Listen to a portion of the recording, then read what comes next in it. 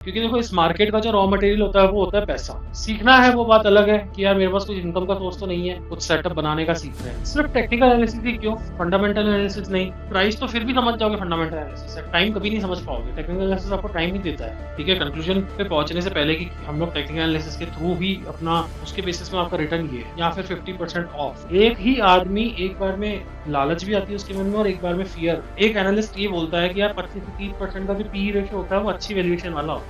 तो ये सबसे बड़ी रीजन होती है कि फंडामेंटल एनालिसिस में और टेक्निकल एनालिसिस के बीच का जो गैप है ना, वो सबसे बड़ा गैप ये है। आपको समझ में आना चाहिए कि किसी भी ट्रेड के पीछे, किसी भी कैंडल के पीछे क्या साइकोलॉजी है, और ये सारी एनालिसिस करने के बाद में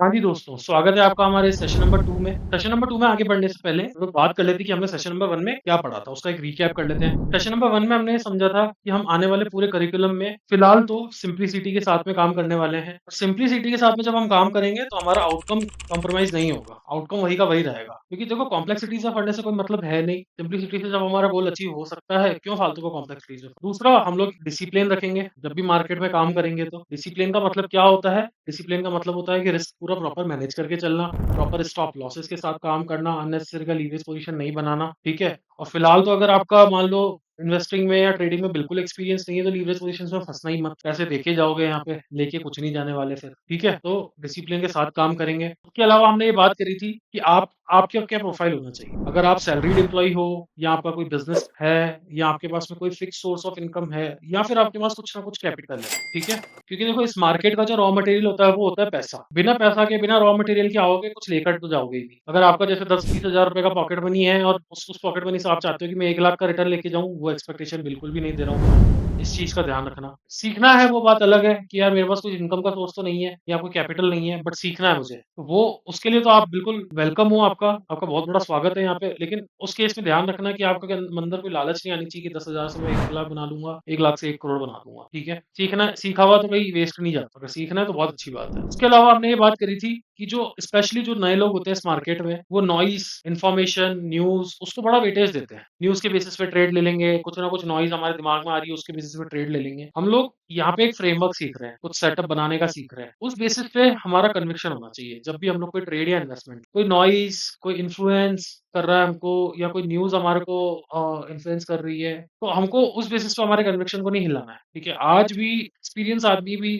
नॉइज से हिल जाता है। उसका सेटअप, उसका फ्रेमवर्क कह रहा है कुछ और, लेकिन नॉइज कह रही है कुछ और, वो बायसनेस आ जाती है। तो हमको नॉइज और ये जो जितने भी अननेसेसरी की इन्फॉर्मेशन होती हैं, जो न्यूज़ होती है, उनको वेटेज नहीं देना है, ठीक है। चलिए आगे बढ़ते हैं। अब सिर्फ टेक्निकल एनालिसिस ही क्यों, फंडामेंटल एनालिसिस नहीं? क्यों नहीं? इसके अलावा हमारे पास में और भी तरह के एनालिसिस के फॉर्म्स होते हैं, उसमें क्यों नहीं जा रहे हैं? अगर हमको इन्वेस्टमेंट सीखना ही है, ट्रेडिंग सीखनी है, और कुछ क्यों नहीं सीख रहे हैं? एक होता है क्वांटिटेटिव एनालिसिस, इसमें पूरा प्रॉपर मैथमेटिकल मॉडल बनता है। बहुत सारे 10 तरह के, 10 भी कह रहा हूँ मैं, हजारों 100 तरह के डेटा पॉइंट्स को लेते हैं वो लोग, और उस बेसिस पे फ्यूचर एंटिसिपेशन करते हैं प्राइस का। टेक्निकल एनालिसिस ही क्यों, फंडामेंटल एनालिसिस क्यों नहीं? तो फंडामेंटल एनालिसिस क्यों नहीं, उसको समझते हैं सबसे पहले। फंडामेंटल एनालिसिस बेसिकली क्या होता है ना, कि आप किसी भी बिजनेस मॉडल के बारे में अपना अंडरस्टैंडिंग बनाते हो। आपको सबसे पहले बिजनेस की समझ होनी चाहिए। जैसे आप लोग मान लो किसी बैंकिंग कंपनी में इन्वेस्ट कर रहे हो, तो आपको पता होना चाहिए कि बैंकिंग इंडस्ट्री के अंदर प्रॉफिटेबिलिटी कैसे आती है। प्रॉफिटेबिलिटी आती है उसकी लोन बुक से। उसके अलावा उसकी प्रॉफिटेबिलिटी को क्या क्या चीजें इंपैक्ट कर सकती है, कि लिक्विडिटी रेशियोज, इंटरेस्ट रेट्स, उसके अलावा 10 डिफरेंट थिंग्स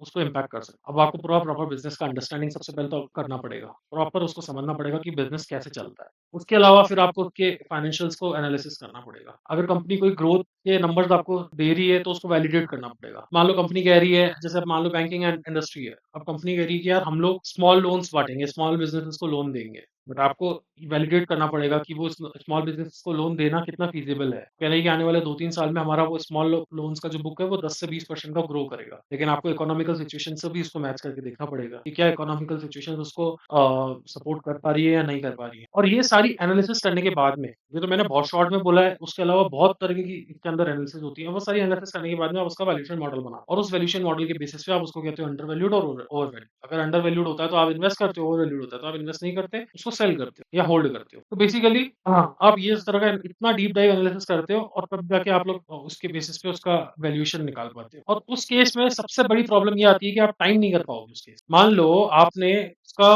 वैल्यूएशन तो निकाल लिया, लेकिन वैल्यूएशन आपको लग रहा है अंडर वैल्यू है, अब अंडर वैल्यू का मतलब क्या हुआ? जैसे मान लो किसी कंपनी का शेयर ₹100 का होना चाहिए, लेकिन है ₹50 का ही। तो आप आपके वैल्यूएशन के मॉडल के हिसाब से उसका ₹100 वैल्यू होना चाहिए, करंट वैल्यूएशन 50 है। तो आप आपको लगा अंडर वैल्यूड है, इन्वेस्ट कर लो। आपने इन्वेस्ट तो कर लिया, लेकिन ज़रूरी थोड़ी है आपके लेते ही वो गाड़ी चल पड़ेगी। वो उसका एक टाइम भी होता है। प्राइस वाइज़ तो आपने उसको समझ लिया, लेकिन टाइम वाइज़ कैसे समझोगे उस चीज़, ठीक है? तो आप प्राइस तो फिर भी समझ जाओगे फंडामेंटल एनालिसिस से, टाइम कभी नहीं समझ पाओगे। टेक्निकल एनालिसिस आपको टाइम ही देता है। आप स्टॉक को टाइम कर पाओगे, आप प्राइसेस को टाइम कर पाओगे। तभी तो हम लोग उसको टेक्निकल एनालिसिस को दूसरा नाम, बेसिकली जो हमारा फ्रेमवर्क है उसको दूसरा नाम यही है कि हम लोग उसको प्राइस एक्शन के थ्रू समझने की कोशिश करते हैं।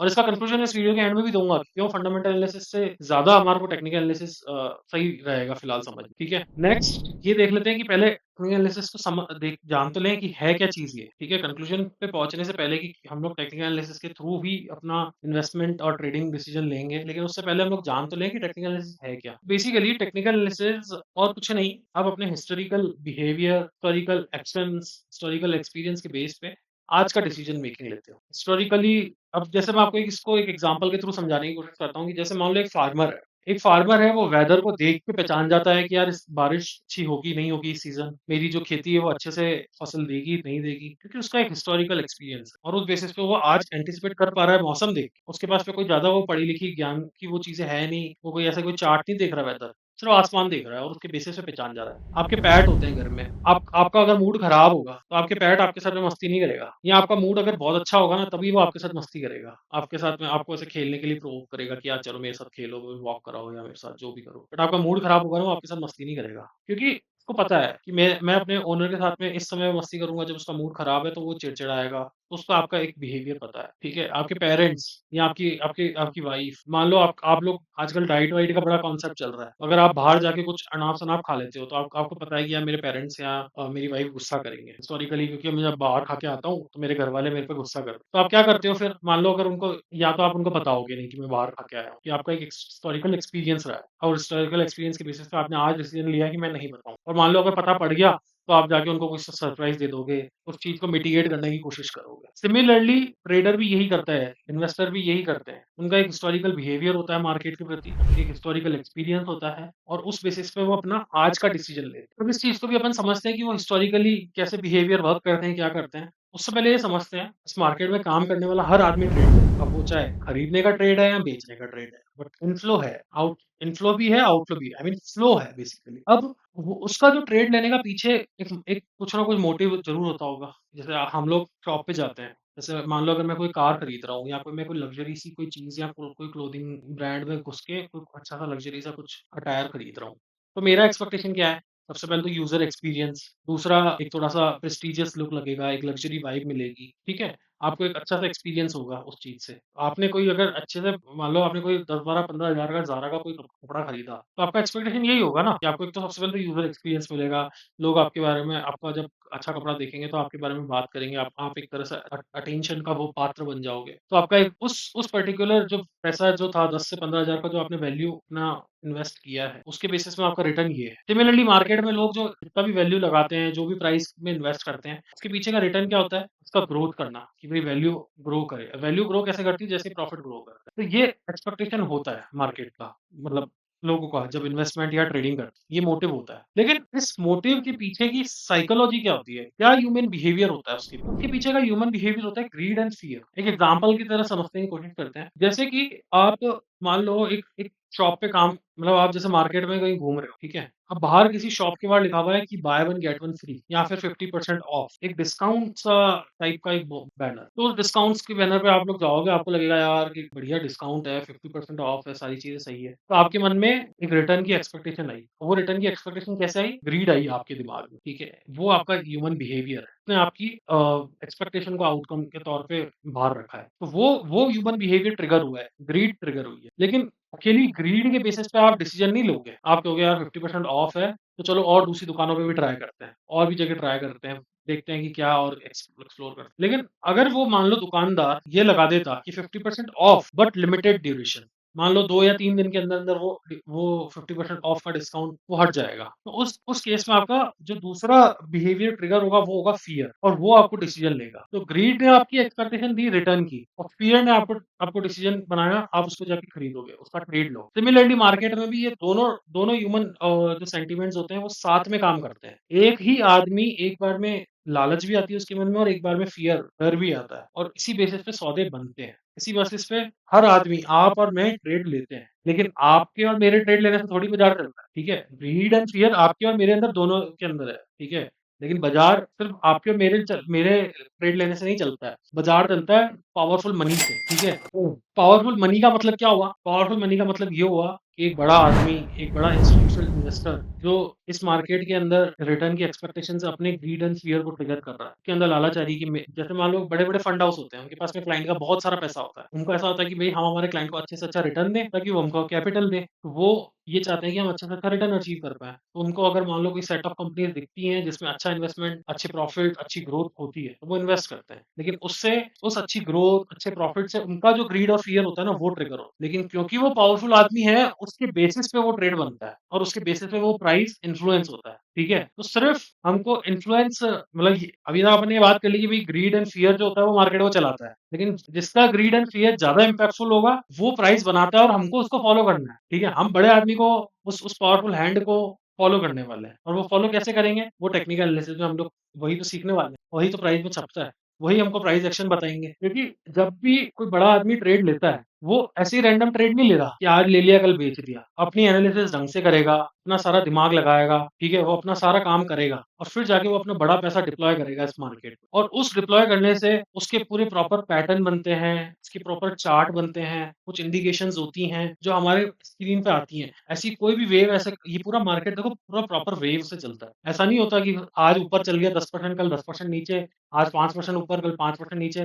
देखो रैंडम वेव नहीं चलती है। यहाँ पे प्रॉपर एक पैटर्न, प्रॉपर एक ट्रेंड, इंडिकेशंस के साथ में चलती हैं। तो ये सारे चीज़ों को अगर अपन फॉलो करेंगे, इन सारी चीज़ों से, ये सब चीज़ें प्राइस एक्शन से बनती हैं। और अगर हम इन चीज़ों को अच्छे से फॉलो करेंगे, तो हम भी अच्छा-सा पैसा बना पाएँगे। हमको उन्हीं को ही फॉलो करने का है। अब जब मैंने स्टार्टिंग में बात करी थी फंडामेंटल एनालिसिस की, तो उस केस में अपन ने क्या देखा था कि भई फंडामेंटल एनालिसिस में हम लोग पूरा उस कंपनी का, उस पूरा स्टॉक का फंडामेंटली ब्रेकआउट करते हैं, और उसको समझने की कोशिश करते हैं। ठीक है? जैसे कि आपको एक एग्ज़ाम्पल से समझाने की कोशिश करता हूँ। मान लो आप बाज़ार गए हो टमाटर लेने, टोमेटोज़ लेने, परचेज़ करने आप लोग बाज़ार गए। आपने किसी रेडी-वेडी में देखा, और वहाँ से आपको परचेज़ करना है। लेकिन आप अपने माइंड में ये लेके गए हो कि यार इस टोमेटो को मैं कितने रुपए तक ले सकता, मतलब आप जब भी सब्ज़ी-वब्ज़ी लेते हो तो थोड़ा बहुत बार्गेनिंग तो करते ही हैं हम लोग। आपने वो देखा कि यार आज ये मंडी में जो सब्ज़ी है वो किसान से ₹25 में खरीदी गई, ठीक है? जो भी सब्ज़ी मंडी होती है उसमें सबसे पहले सब्ज़ी बिकती है किसान से, और फिर उससे जो रेडी वाले होते हैं वो मंडी से जाके खरीदते हैं। तो आपने देखा कि भई ₹25 किलो में आज मंडी में सब्ज़ी किसानों ने बेची। मंडी में जो लोग दुकान लेके बैठे हैं, मान लो 10 से 12% का उनका मार्जिन, 10 से 20% उनका मार्जिन लेके चल लो, तो ₹5 उनका मार्जिन हो गया। ₹30 रेडी वाला अपना 10 से 20% मार्जिन लेके चलेगा, तो मान लो ₹35 से ₹36 वो हो गया। तो आपने सोचा कि भई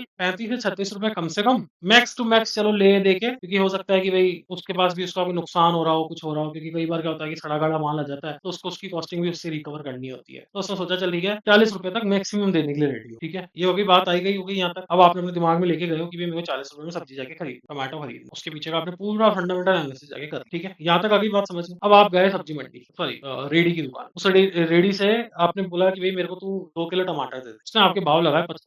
आपने नेगोशिएशन कर करके उसने लास्ट बोला ₹50 से कम नहीं, मैं नहीं दे सकता। आप उसको छोड़ के वापस अपने घर आ गए। अब आपके घर वालों ने कहा भई लेकर तो आना पड़ेगा। तो आप वापस गए, उसने कहा चल तू दे तो सही। अब आप फाइनली लेके ₹50 में माल लेकर आए, ठीक है? आपने उसकी पूरी एनालिसिस करी, उस पूरे टोमेटो को एक तरह से स्टॉक के जैसे देखो। आपने उस पूरे स्टॉक की फंडामेंटली एनालिसिस करी कि वैल्यूएशन तक आए आप ₹40 की, ये भई ₹40 तक ले सकता हूँ। लेकिन फिर भी आप उसको ₹50 पे करके आए। क्यों पे करके आए? क्योंकि उस टोमेटो का आपको 2-3 दिन बाद जाके पता लगा कि आप जिस एरिया में रहते हो, उस एरिया में टोमेटो की फसल खराब हो चुकी है बहुत ज़्यादा बारिश की वजह से। आपको 2-3 दिन बाद ये चीज़ पता लगी। इस चक्कर में उसकी सप्लाई रुक गई है, डिमांड ज़्यादा है, इस चक्कर में थोड़ा-सा प्राइस उसका महँगा चल रहा है। तो लोग बाग उसको थोड़ा-सा महँगा बेच रहे हैं, और आप उसको खरीद के 2 दिन पहले आ चुके। ये होता है प्राइस एक्शन। अब फंडामेंटल एनालिसिस आपने चाहे कितनी ही कर ली, लेकिन अगर कोई चीज़ 40 की वैल्यू की चीज़ आपको अगर ₹50 में खरीदनी पड़ी, तो आप क्या कर लोगे उस केस में फंडामेंटल एनालिसिस? वो चीज़ प्राइस एक्शन में छपती है ना। रियल मार्केट के अंदर अंदर एक एनालिस्ट ये बोलता है कि यार 25 से 30% का जो पी रेशियो होता है वो अच्छी वैल्यूएशन वाला होता है। तो क्या आप 50-60 की वैल्यूएशन 50-60 के पी वाली कंपनी को इन्वेस्ट कभी नहीं करोगे? और वो कंपनी मान लो 2 गुना हो गई तो? भई नहीं, मेरी तो अकड़ है कि भई मैं मेरा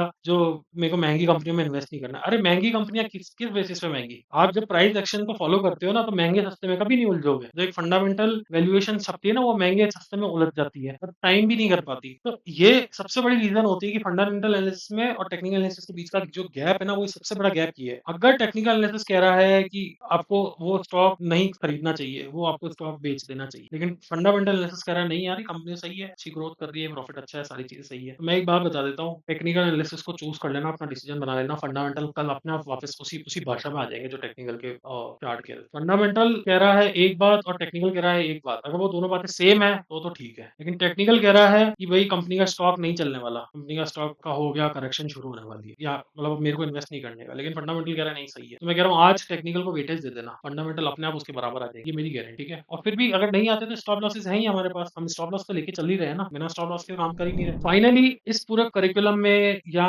इस पूरे मार्केट के सिनेरियो में जो आपको जीत दिला सकती है, वो सबसे बड़ी चीज़ जो है, वो है ह्यूमन साइकोलॉजी। देखो, ह्यूमन साइकोलॉजी जो होती है ना, वो आपको समझना पड़ेगा, वही आपको जीत दिला सकती है। टेक्निकल एनालिसिस जो है, वो सिर्फ 20% काम करेगा, 30% काम करेगा आपका रिस्क मैनेज, लेकिन 50% काम करेगा आपको ह्यूमन साइकोलॉजी। आपको समझ में आना चाहिए कि किसी भी ट्रेड के पीछे, किसी भी कैंडल के पीछे क्या साइकोलॉजी है। मैं आपको सारी साइकोलॉजी यहाँ पे समझाने वाला हूँ, सारे रिस्क मैनेजमेंट आपको समझाने वाला हूँ। उस साइकोलॉजी को, उस रिस्क मैनेजमेंट की चीज़ों को आपको समझना है अच्छे से और अपने अपने डिसीजंस को लेना, ठीक है? चलिए मिलते हैं अपने सेशन नंबर 3